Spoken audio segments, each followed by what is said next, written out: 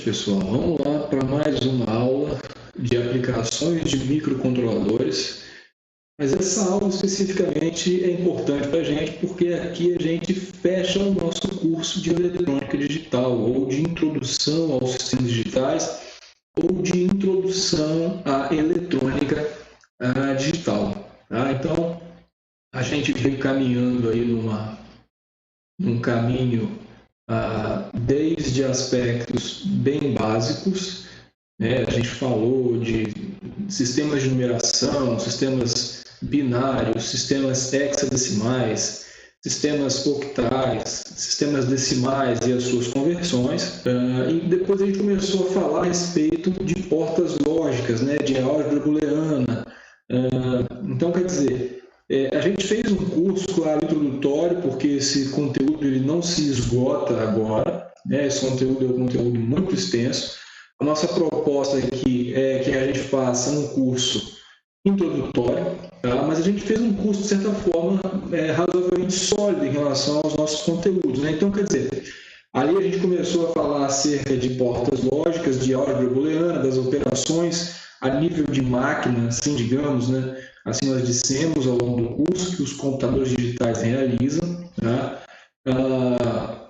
Depois a gente descreveu os circuitos combinacionais, a gente descreveu os circuitos sequenciais, que dessas duas formas a gente conseguia resolver problemas de maneira digital, né, com uma seleção de implementação de sistemas digitais ou de eletrônica digital, né? E aí a gente conversou um pouco depois disso a respeito de memória de um sistema, a gente descreveu um pouco a arquitetura de um microcontrolador, de um microprocessador, de um computador, né? E aí a gente partiu para a parte de aplicação, né? Então é essa parte que a gente vai finalizar por agora, tá? E essa aula é uma aula bem interessante porque ela traz uma discussão bem importante nesse contexto de microcontroladores, nessa parte de Arduino, que foi como a gente, de alguma forma, aplicou os nossos conteúdos, né? A gente não aplicou de maneira a fazermos programação a nível de hardware, né? Ou a nível de descrição de hardware, né?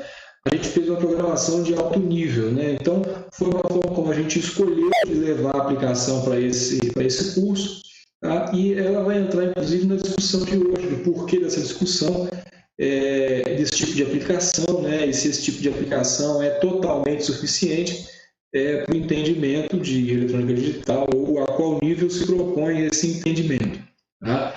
E, por fim, aqui, mais importante, a discussão que vai aparecer na verdade, a utilização dessa placa, por exemplo, Arduino e outras parecidas, e microcontroladores, de maneira geral, na indústria, né, em produtos finais ou em sistemas comerciais, né, sistemas que não são ainda simplesmente não são mais simplesmente educacionais, né? Essa é a nossa discussão, se é possível, onde que aparecem essas aplicações, teria potencialidades, teria problemas. Essa é uma discussão que a gente vai fazer, da mesma forma, sem ter nenhuma pretensão de esgotar esse assunto, que também não é simples de todos os aspectos serem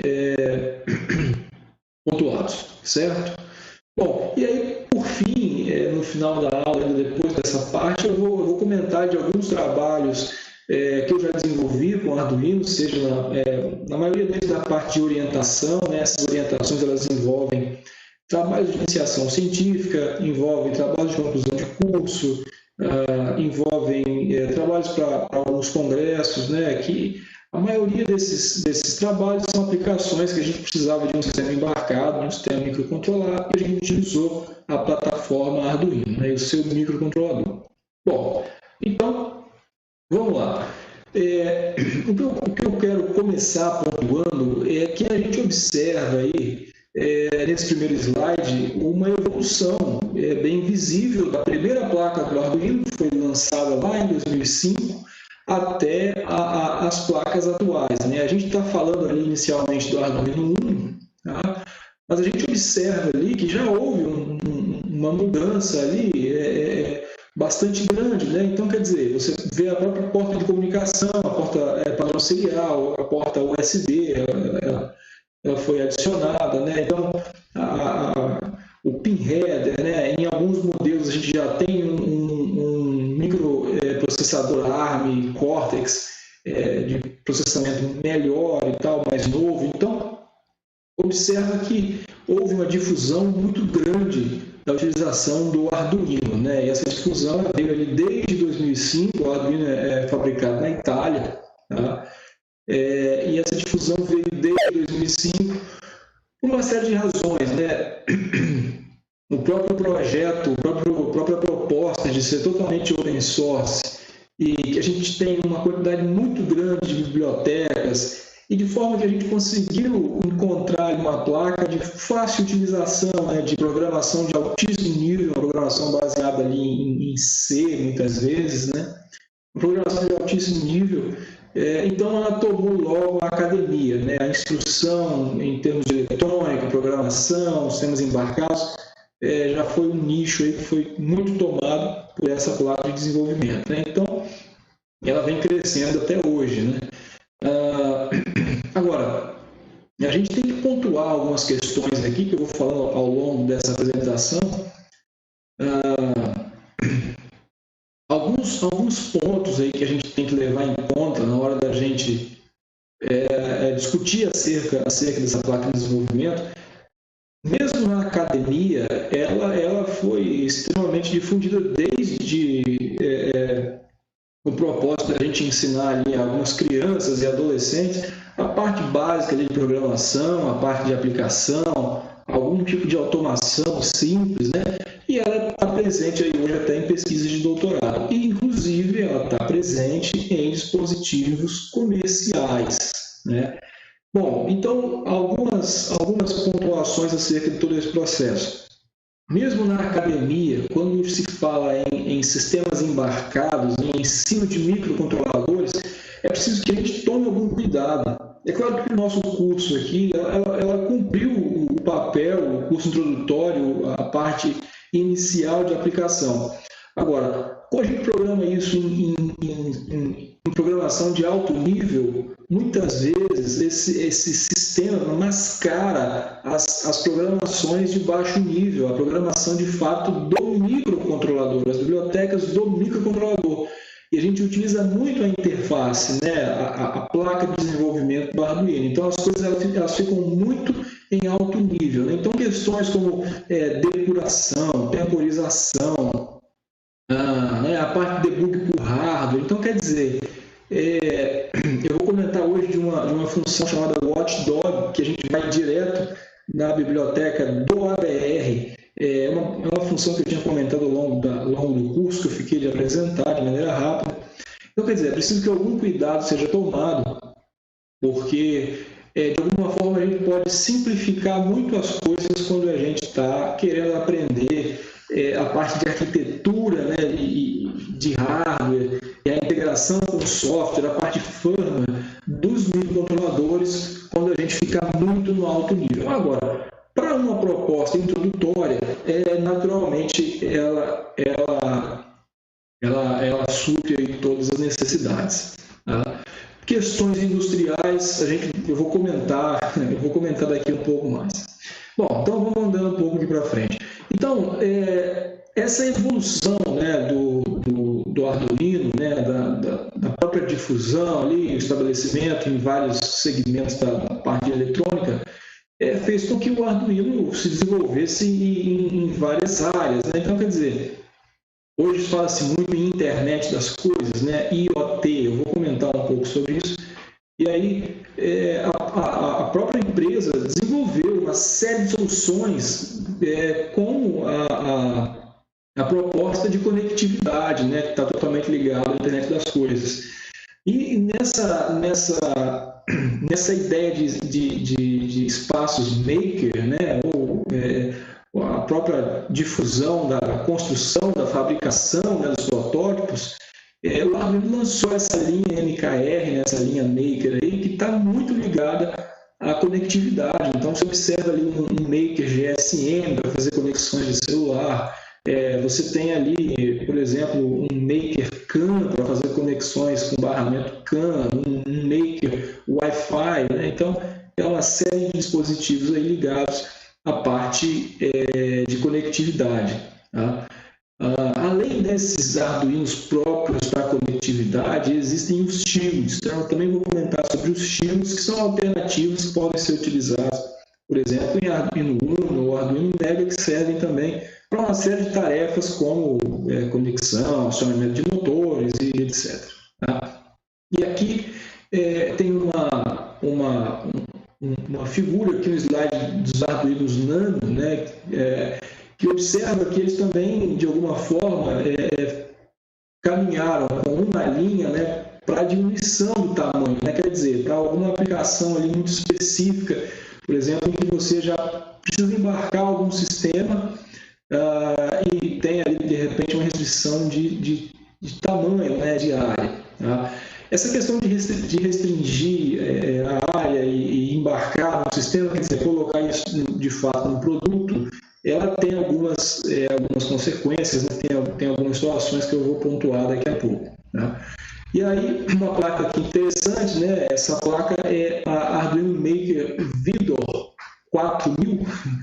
É um Arduino que consegue fazer uma simulação de uma FPGA, né? Que é um sistema de programação de baixo nível, né? Um sistema de programação de hardware, né? De descrição de hardware. Então, é uma alternativa aí, por exemplo, bem versátil, né? Quando a gente quer conversar com o Arduino, né? Quer dizer, ter toda a facilidade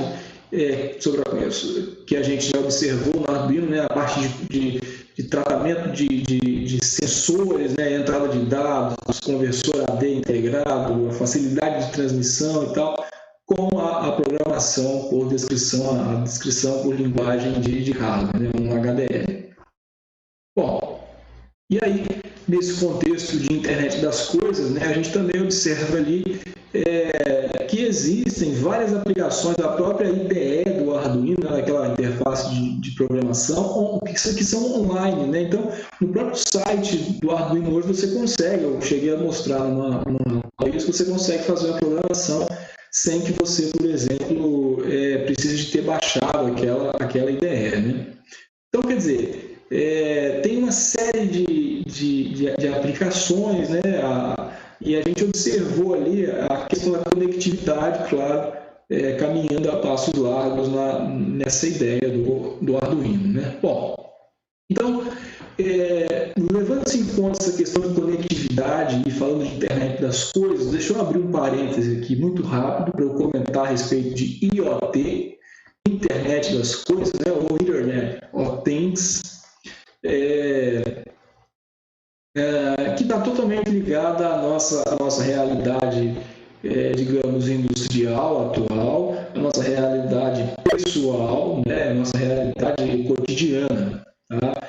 E, consequentemente, comercial. Então, de maneira geral, a internet das coisas, né? De forma simples, como o slide comenta ali, é basicamente uma forma, né? Como objetos físicos estão se conectando, tá? Esses objetos físicos aí, eles podem ser, por exemplo, sensores da indústria, eles podem ser smartphones, eles podem ser tablets, eles podem ser smart TVs, podem ser computadores, podem ser dispositivos vestíveis, né, como os relógios, smartwatches ou os óculos, né? Então, esses dispositivos, eles estão sempre trocando informações, né? Então, essa troca de informações aí, né, através de sensores inteligentes e softwares, né, que vão transmitir dados ali para uma rede, que também está ligado, claro, à programação em nuvem, né, ou armazenamento em nuvem, ou acesso, né, a partir de nuvem, né, isso é o que define a internet das coisas, né? Então, como o próprio slide fala, é como se fosse um grande sistema ali, né, nervoso, que possibilita a troca de informações entre vários pontos, né? Bom, então, a internet das coisas está totalmente ligado ao que a gente chama de revolução industrial 4.0. Eu fiquei atrás aqui, ou melhor, na frente, deixa eu me colocar aqui do lado, eu me puxo aqui, ó, não tem problema não, depois eu volto lá para o lugar. Então, isso está totalmente ligado ao que a gente chama de Revolução Industrial 4.0 ou quarta Revolução Industrial, que é a Revolução Industrial pela qual a gente passa hoje em dia. Então, a Revolução Industrial, justamente, a 4.0, está ligada a essa conectividade, né? essa conexão entre as máquinas, né? entre os sensores, entre os sistemas. Né? Então, de alguma forma, como eu falo no slide, as empresas vão poder criar redes inteligentes ao longo de toda a cadeia produtiva, né? Toda a cadeia de valor, que podem controlar os modos de produção de forma autônoma. Né? Isso, naturalmente, também está ligado à inteligência artificial, né? Às redes neurais, ao deep learning, né? Ao aprendizado profundo, à autonomia dos sistemas computacionais de aprender, né? Que é necessário para que todo esse fluxo de dados, toda essa inteligência aconteça. Né?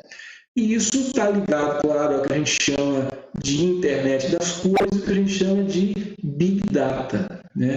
Porque observa que essa quantidade de informações sendo gerada, ela precisa ser processada, né? Precisa ser entendida, precisa ser analisada. Então, esse conceito é o conceito de Big Data. Né? Então, a gente pode traçar aqui uma linha do tempo. Deixa eu me tirar aqui da frente de novo, vou colocar aqui em cima agora, vou até diminuir aqui um pouco o tamanho, não tem problema, depois eu apareço de novo. Pronto, tá aí. Então a gente pode criar aqui uma linha do tempo bem interessante, que é o seguinte: a gente tem aqui como classificar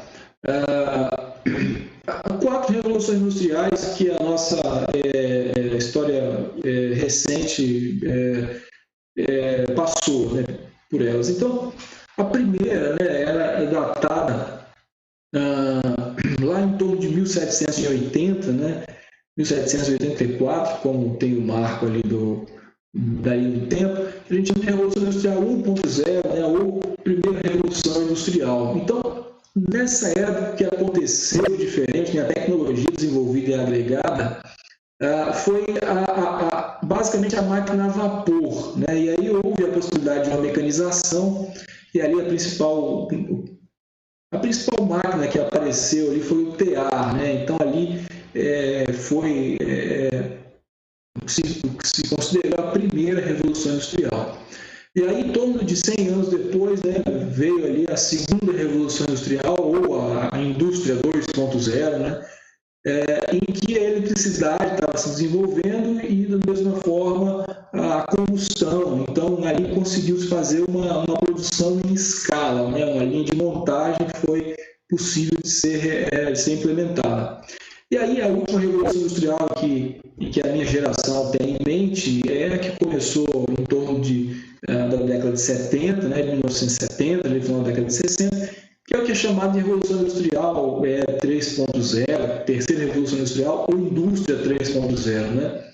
Que é a automação, da parte de robótica, o desenvolvimento da internet, de computadores, do circuito integrado, da parte de eletrônica. Né? Então, vem muito em mente aquelas imagens da indústria automobilística, né? Aqueles robôs lá do braço robótico que vai fazer a solda ali, que faz grande parte da cadeia de produção por conta própria. Né? Agora, todo aquele sistema, né, ele é em muitas situações, ele é programado em sistema de controle em malha aberta. Né? Quer dizer, ele não tem como se localizar ali, na maioria das situações. Né? Ele não tem ali uma inteligência. Né? Enfim, são coisas diferentes, mas é algo que a gente pode fazer a analogia. Se você tira do lugar ali as peças, né, em grande parte daquelas situações, eles não sabem mais fazer as atividades ali, as soldas, né, as movimentações das peças, etc. E aí, de uns 20 anos para cá, a gente fala, né, até hoje em dia, da indústria 4.0, né, em que os sistemas têm muito mais tecnologia agregada, tá? Eles são considerados aí cibernéticos, né? A gente fala de redes de inteligência, né? Sistemas de inteligência artificial, internet das coisas, e você observa a conectividade. Né? É claro que os sistemas de controle também estão mais bem desenvolvidos, mas o que caracteriza especificamente essa revolução industrial é a conectividade, né? O fato da gente conseguir fazer com que todos esses pontos aí conversem, troquem dados, muitas vezes consigam se autoprogramar, desenvolver a sua própria inteligência, né, adaptativa ao longo, por exemplo, de vários treinamentos, etc. Então, isso aí a gente está falando de indústria 4.0. E aqui, para a gente finalizar esse parênteses, deixa eu me colocar aqui no meio agora, é só um gráfico com respeito à complexidade das tarefas envolvidas, né? A quantidade de informação trocada, né? Observe que o crescimento aí é praticamente exponencial, né? Então, a Revolução Industrial 4.0, ou a quarta Revolução Industrial, a Indústria 4.0, melhor dizendo, observa ali que a complexidade das tarefas envolvidas é muito maior do que as outras, né? Que a gente observa ali dos anos 2000 aqui em diante, né? Bom, então, voltando aqui para a nossa discussão, tá? A gente precisa traçar aquele paralelo, né? Entre a utilização do Arduino na indústria e a utilização do Arduino na academia, né? Então, eu comentei acerca dessa certa simplificação, né, que o Arduino faz na hora do entendimento dos sistemas de arquitetura do microcontrolador, etc., na parte acadêmica, na parte de ensino. Do ponto de vista industrial, também existem problemas. Tá? Então, hoje em dia, o dispositivo mais utilizado para fazer controle industrial é o CLP, tá? É o controlador lógico programável, que é um dispositivo que é estudado nas matérias de controle e automação em si, né? Eu vou comentar um pouco sobre ele e vou mostrar esse dispositivo. Então, do ponto de vista de robustez, que está muito relacionado até o grau de proteção, a índice de proteção, o encapsulamento daquele sistema, o CLP costuma ser o mais adequado. Tá? A parte industrial ou comercial, que é muito utilizada, que se utiliza muito o Arduino é quando a gente está na prova de conceito, né? nos sistemas de protótipo, né? Proof of Concept. Um estágio preliminar no desenvolvimento do produto final, e que ali sim, porque você prova, isso é possível. Se eu tiver aqui um sistema que realiza essa operação, e esse sistema é fácil de utilizar e demonstrar que ele funciona, o meu sistema ele pode, de fato, funcionar lá no produto final. Tá? Então, nessa parte, você tem sim utilização. Isso pode ser numa empresa que está fazendo um protótipo, pode ser num laboratório na universidade, né? Enfim.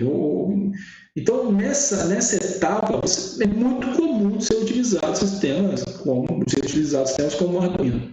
Quando eu falo em produto final, não é impossível que seja utilizado, mas alguns cuidados têm que ser tomados, né? Principalmente com respeito ao encapsulamento, porque o ambiente industrial é muito mais inóspito, né? Do ponto de vista mecânico, do ponto de vista eletromagnético. Então, algumas questões aí têm que ser tomadas por cuidado, né? Eu vou comentar sobre algumas delas. Bom, então, nessa expansão do próprio Arduino, existem passos aí da própria desenvolvedora, da própria empresa, para que ele comece a conversar, né, com outros ecossistemas. Quer dizer, por exemplo, esse sistema que eu estou mostrando ali é chamado de Controlino, que é uma ideia da gente fazer uma programação de Arduino num sistema parecido com um CLP. Então, de alguma forma,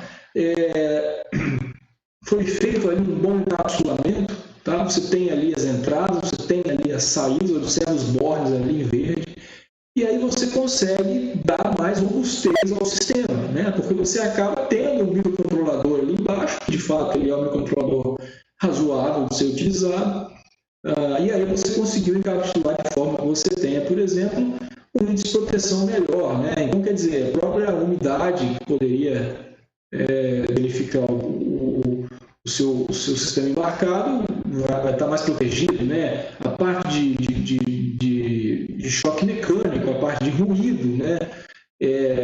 Ruído eletromagnético, né? Então, é uma outra questão que aparece muito, né? Por exemplo, digamos que eu preciso fazer uma comunicação de dados sem fio, né? E utilizo algum padrão de comunicação. Então, pode ser que a minha antena não seja suficiente para que eu chegue, para que o enlace seja realizado da forma como eu quero. Então, você pode ter ali uma baixa imunidade a ruído eletromagnético, uma comunicação próxima de uma rede elétrica, né?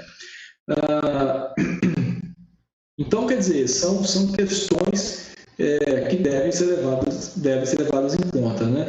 Ainda há questões de propriedade, né? Por mais que haja ali muita coisa de código aberto, existem algumas bibliotecas que são proprietárias. Então, para fins comerciais, essas questões têm que ser levadas em conta. Tá? Bom, e aí um outro projeto aqui, que é o projeto Novos, né? Que tem uma ideia similar, de fazer uma junção da parte do CLP, né? Da ideia de encapsulamento e de entradas e saídas, né? De um CLP, com, de alguma forma, a programação, a facilidade do Arduino. Né? Bom, e aí aparece aqui uma outra placa, que ela é diferente do Arduino, tá? Mas que ela pode ser utilizada em conjunto do Arduino para que mais aplicações sejam realizadas, que é a Raspberry Pi.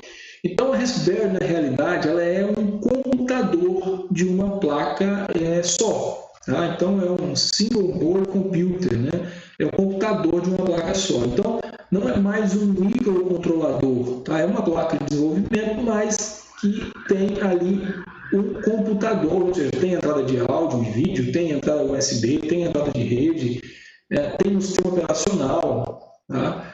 Então, ela também aparece em várias aplicações de sistemas embarcados. Você pode, ali, por exemplo, programar um algoritmo de Python, né, que é uma linguagem muito utilizada, porque você tem um sistema operacional ali rodando. E claro que se você junta esse sistema com o Arduino, você consegue ali o melhor das duas coisas, né? Um sistema embarcado, um computador embarcado e um sistema para tratar sinais de entrada, de saída, de processamento rápido, como é o Arduino. Tá? Bom, indo no mesmo caminho, né, também há problemas da gente utilizar isso de maneira industrial como produto final. Tá? Então, existem projetos ali, por exemplo, a StratoPi é um projeto que faz o encapsulamento ali já da Raspberry Pi. Então, alguns problemas são resolvidos e aí você pode sim colocar em alguns ambientes industriais que não são tão inóspitos à eletrônica, digamos, né? E aqui eu estou mostrando agora assim à esquerda ali um CLP, tá? É um modelo aí comum, né? Por exemplo, você tem aí o modelo da VEG, né? Que é muito comum, é muito parecido com esse modelo que tem ali, e do lado você tem um microcontrolador, né, separado ali da placa de desenvolvimento.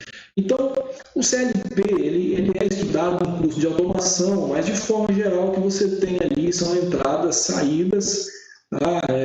E da mesma forma ele pode ser programado, tá? Pode ser programado de maneira local, no IHM, ou de maneira remota, né?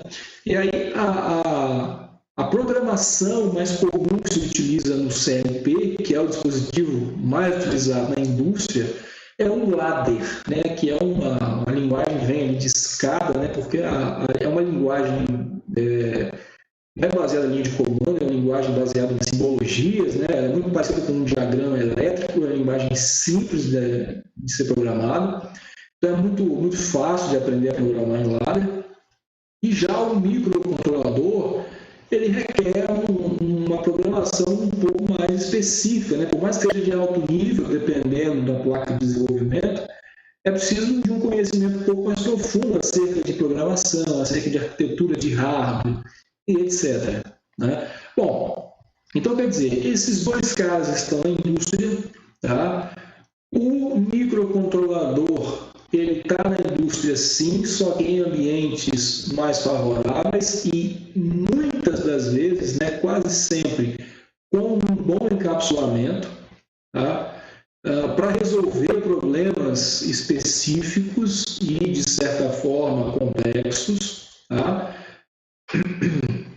Claro, menos complexos do que um computador resolve, mas de certa forma complexos.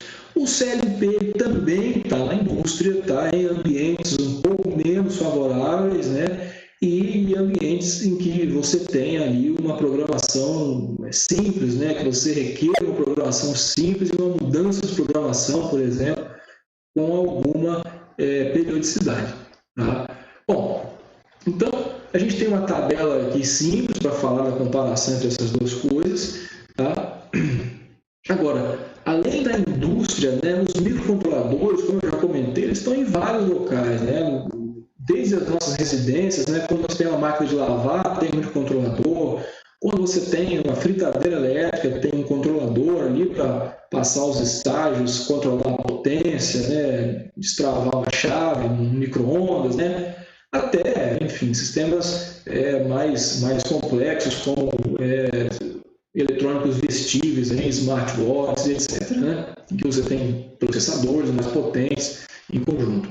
Bom, então essa tabela é uma tabela que fala um pouco acerca da utilização do microcontrolador, da utilização do CLP. Tá? Ali ele fala, olha, o CLP está muito em projetos industriais apenas, realmente, enquanto que o microcontrolador ele pode estar em projetos caseiros, industriais, de pequeno, médio e grande porte, isso é fato. Tá?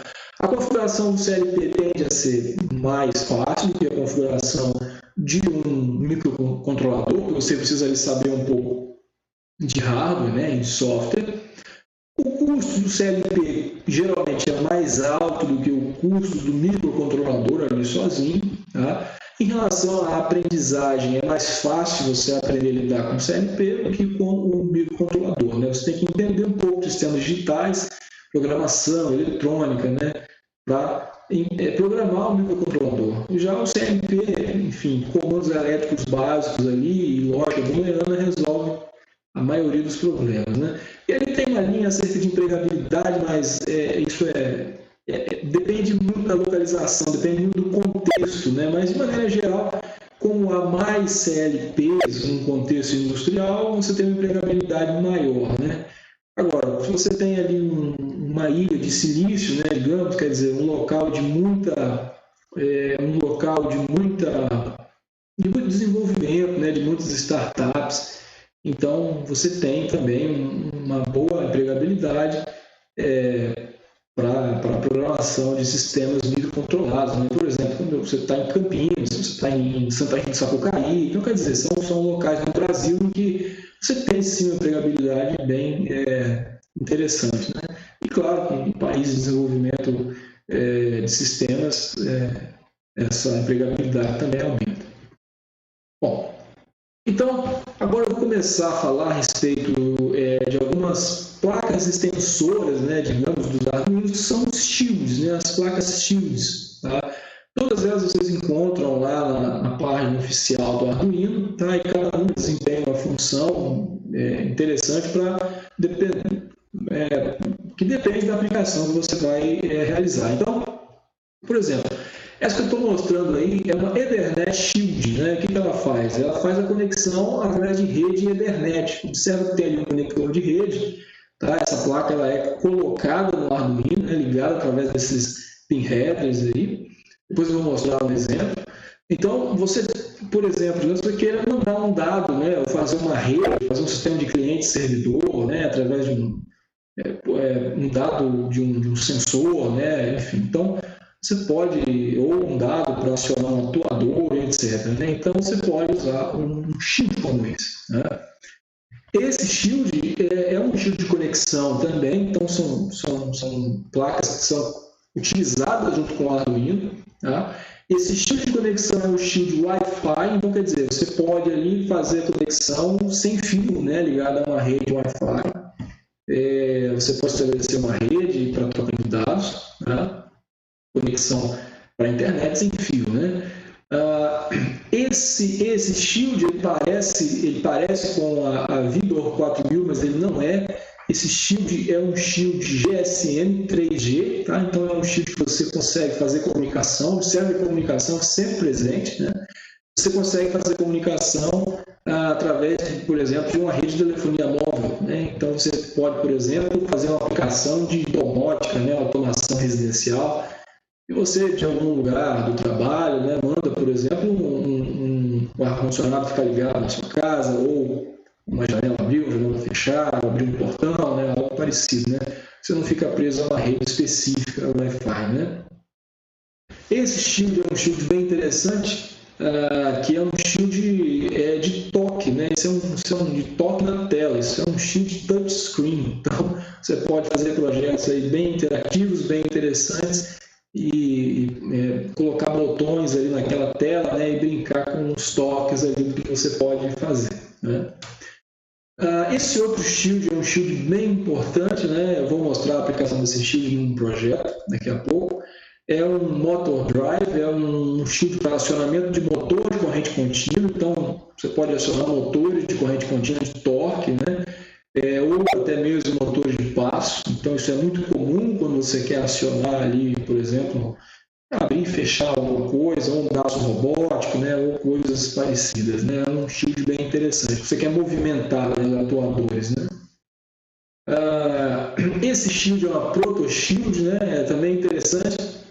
Você pode fazer circuitos auxiliares, então é como se fosse um protoboard, uma matriz de contatos, né? Você pode fazer ali um circuito auxiliar, né? E colocar ali próximo ao seu Arduino, sem precisar de fazer uma placa de circuito impresso para isso, né? Um circuito pequeno ali que resolva alguma tarefa junto com o seu Arduino, né? E aqui eu vou comentar a respeito do Watchdog, tá? É uma função que eu havia comentado ao longo do curso. Em grande parte das aplicações do Arduino essa função não é utilizada, tá? Diferente agora, em muitas aplicações essa função é utilizada, mas quando a gente começa a falar do Watchdog, a gente está se referindo a uma biblioteca do microcontrolador e não só da placa de desenvolvimento Arduino. Quer dizer, a gente desce um nível, tá? Então, quando a gente faz um curso um pouco mais profundo de sistemas embarcados, por exemplo, a gente pode utilizar outros microcontroladores, né? Pode ser um Texas MSP430, enfim, ou um PIC. Então, geralmente se utiliza uma abordagem um pouco mais de baixo nível, quer dizer, que você entenda melhor a integração dos seus comandos com o hardware. E o Watchdog é uma dessas funções, tá?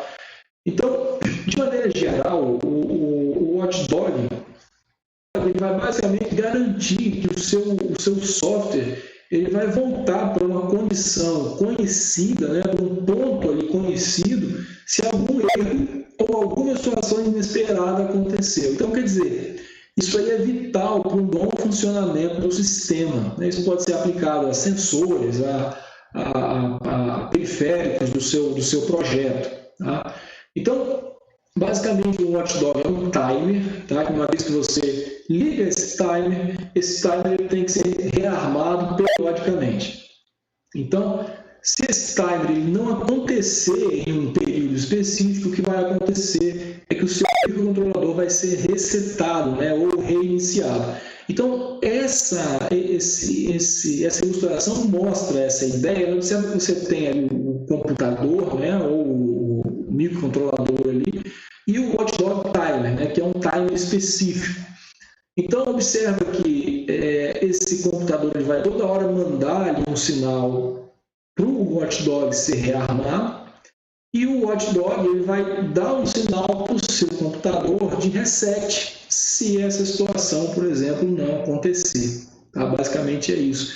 Então, quer dizer, é uma função de segurança, de procura de falha. Tá? Então, eu vou mostrar um exemplo aqui bem simples. Tá? Nesse caso, o que a gente está ilustrando ali é só a função. Tá? Então, tem basicamente ali um botão, observa, do ground para a porta 3. Tá? E aí a gente vai usar uma biblioteca AVR/WDT, né, que é a biblioteca do AVR. Observa que eu estou descendo um nível. Tá? E ali eu defini, né, um LED ali, que é o pino 3, né, de saída, e o botão pino 3 de entrada. E basicamente eu vou dar um comando ali de enable. Tá? E esse enable ali está em 2 segundos. Tá? Existem outros argumentos ali de 8 segundos, 4 segundos, etc. Bom, então o que esse programa está fazendo? No setup, ele deu o enable do Watchdog. E lá no loop, ele está resetando o Watchdog. Observa que tem ali em 2 segundos. Tá? Lá no enable. Então, o que na verdade esse programa vai fazer? esse programa vai fazer o seguinte: se você não tiver apertado esse botão durante 2 segundos, ele vai resetar o microcontrolador. É isso que ele vai fazer. Tá? Esse while aí fala justamente isso, né? Então, esse apertar o botão durante 2 segundos é uma ação não esperada, né? Como se fosse um erro, por exemplo. Você pode configurar uma porta ali, por exemplo, ou uma ação de um periférico, de um sensor, para que se aquela situação acontecer, ele vai resetar o seu microcontrolador. Então, é uma questão de segurança na hora da programação. Tá?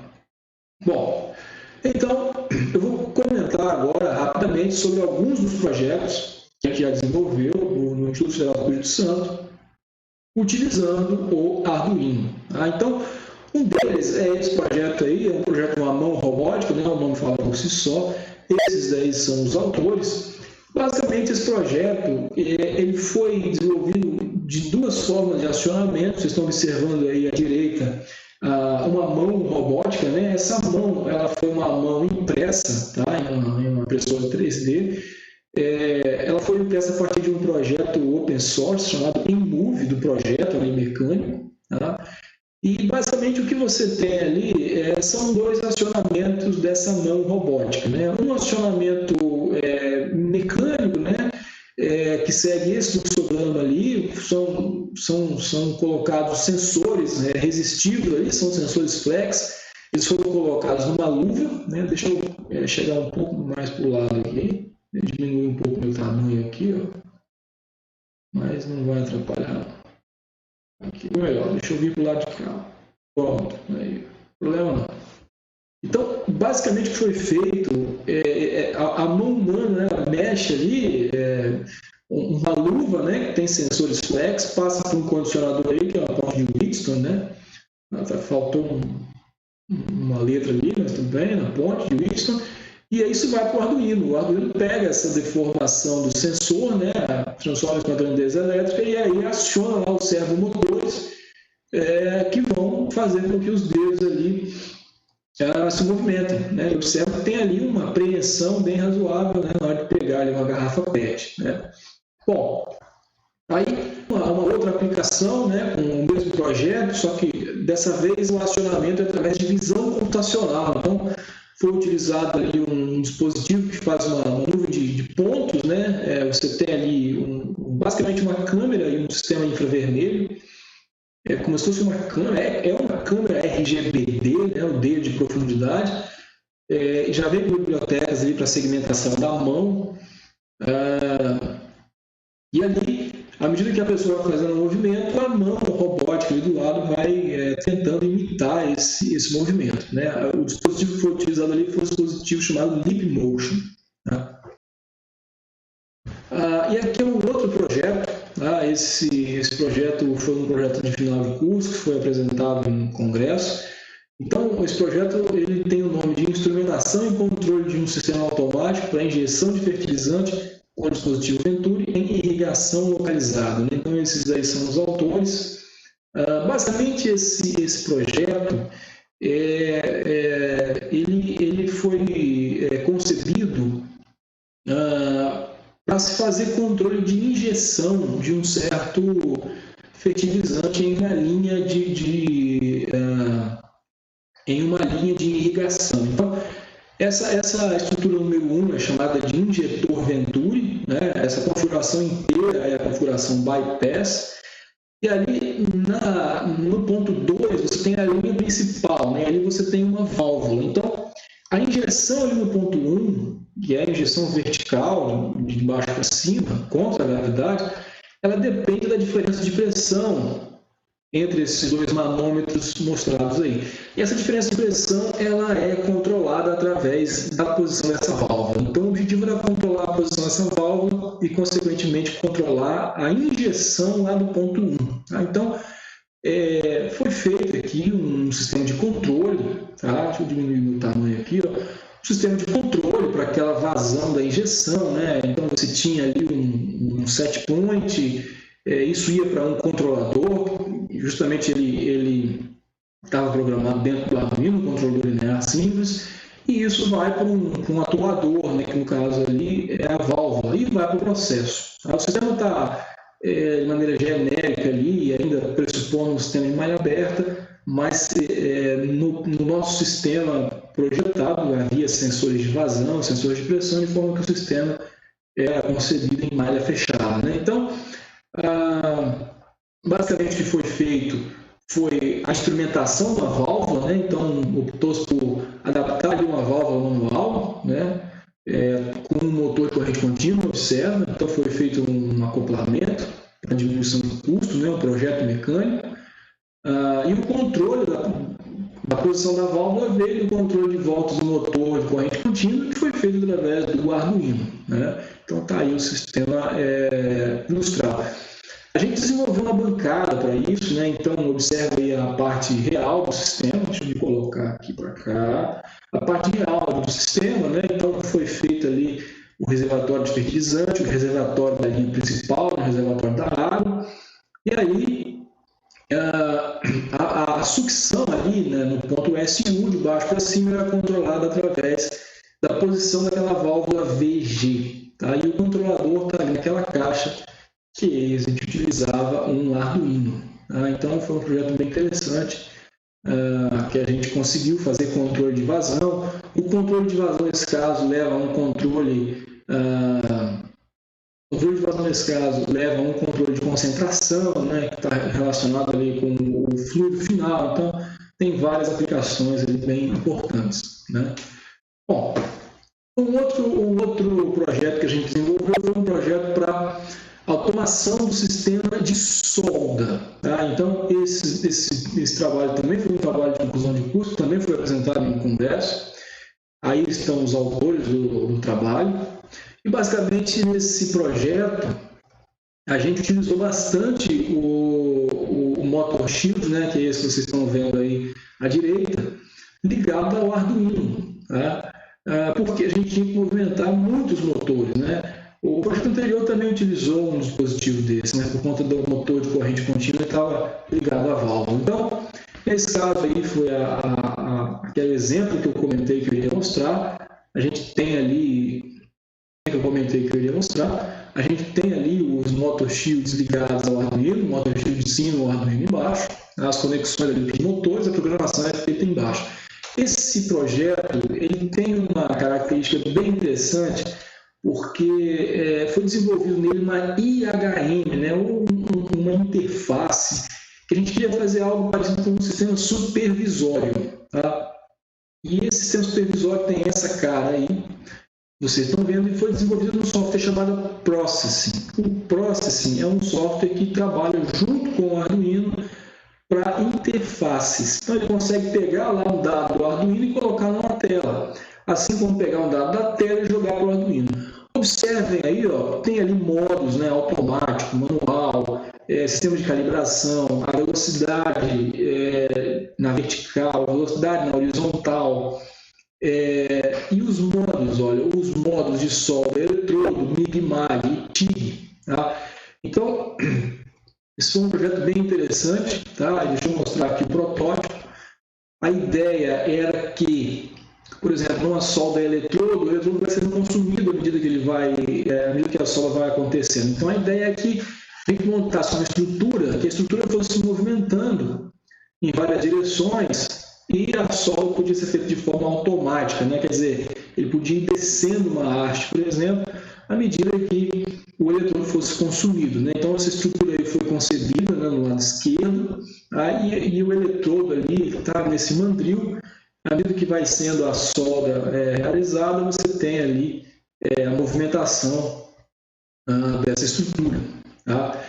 Inicialmente isso foi pensado em malha aberta, né, analisando uma taxa de consumo do eletrodo. Depois foi pensado em algumas variáveis elétricas da solda para analisar o quanto o eletrodo já foi consumido, porque o sistema fosse malha fechada e etc. Né? Bom, e aí, por fim, para a gente terminar essa parte dos projetos, um outro projeto, que foi um trabalho de conclusão de curso, os autores estão aí, que é um sistema para medição de carga veicular, né? Foi um sistema considerado um sistema inteligente, né? Ou intitulado um sistema inteligente para a medição de carga veicular. Então, a ideia nesse caso foi que um Arduino foi utilizado para captar dados de sensores que foram colocados em dado ponto de um automóvel, né? Pode ser de carga, um veículo de carga, de passeio, para que seja medido o peso do carro, né? Que seja medida a carga ali que o carro está carregando. Né? Então, tem uma série de aplicações da indústria voltada para a área de transporte, né? Enfim. E aí tem um esquema do que foi basicamente feito, né? Ali alguns sensores, o Arduino, ali um display para observar alguns dados. Né?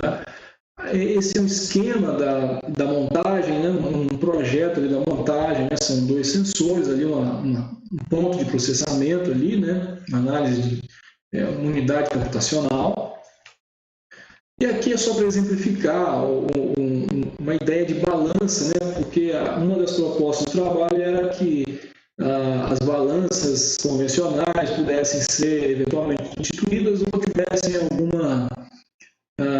alguma possibilidade de versatilidade para uma medição que não precisasse de um carro, por exemplo, passar em um dado local, que pudesse ser uma medição de alguma forma até embarcada no próprio carro, etc. Né? Ali é só um exemplo de uma balança convencional. Tá? Então, esses foram alguns trabalhos aí que a gente já orientou dentro do Instituto, né, e que tem como um exemplo ali para mostrar algumas aplicações. Esses são trabalhos de desenvolvimento, são trabalhos de protótipo. Né? Bom, pessoal, então, com isso a gente finaliza aqui essa aula, né? A gente finaliza o nosso curso. Tá? Eu quero agradecer a companhia de vocês, a interação de vocês. Se vocês quiserem ir mais a fundo aí no assunto, um outro curso pode vir a ser fornecido. Bom, então, eu agradeço aí de novo a presença de vocês, né? O companheirismo aí. E se vocês precisarem de alguma coisa, me contactem, por favor. Tá? Se cuidem e até a próxima. Falou, gente. Tchau, tchau. Obrigado.